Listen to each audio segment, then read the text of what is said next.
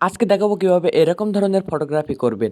তো এরকম ফটোগ্রাফি করা খুবই সহজ। এর জন্য আমাদের ১ম এ ২ টা ছবি তুলে নিতে হবে। একটা আমাদের বডির ছবি এবং আরেকটা আমাদের হাতের ছবি। তো চলুন এডিটিং শুরু করা যাক।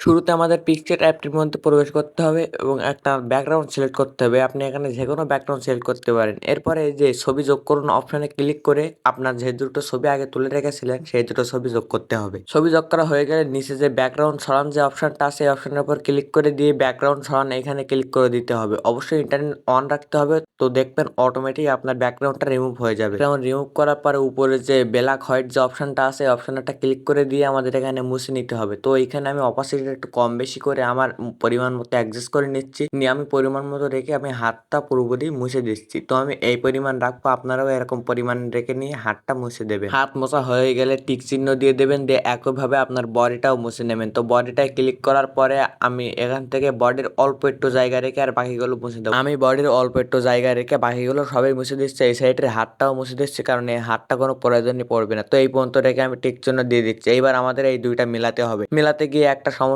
সমাধানের জন্য আমি একটা গুরুত্বপূর্ণ টিক দিয়ে রাখি। এইখানেতে লেয়ার, যে লেয়ারটা উপরে দেবেন সেটা উপরে চলে আসবে। প্রথমে আমার এই লেয়ারটা কিন্তু উপরে ছিল না। তো উপরে দেওয়ার পরে এখানে আস্তে করে এটা সূক্ষ্মভাবে মিলিয়ে নিতে হবে।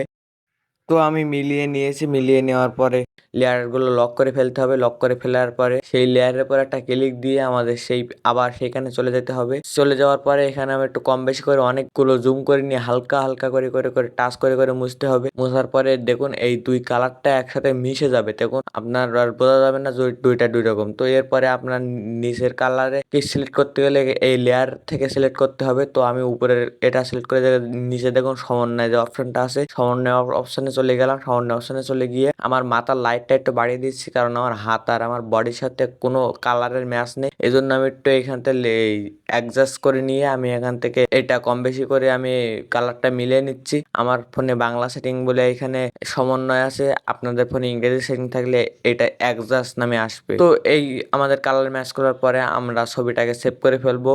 সেভ করে ফেলার পর আবার আমাদের একটা ব্যাকগ্রাউন্ড সিলেক্ট করতে হবে।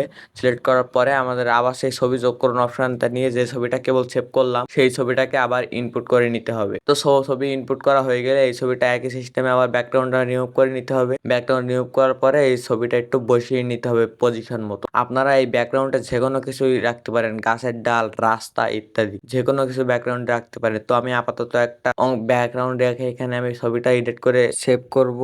সেভ করার পর দেখুন ছবিটার অবস্থা কত সুন্দর হয়ে গেছে। ছবিটা দেখেই বোঝা যাচ্ছে না যে এটা এত সুন্দর ছবি বলে বোঝানো যায় না। তো ভিডিওটি ভালো লাগলে অবশ্যই রিভিউ 99 চ্যানেলটিকে সাবস্ক্রাইব করবেন এবং এই ভিডিওটি ভালো লাগলে একটা লাইক দিয়ে দেবেন। পরবর্তীতে কি বিষয়ে ভিডিও চান সেটা কমেন্টে জানালে আমি সেই বিষয়ে ভিডিও আনার চেষ্টা করব।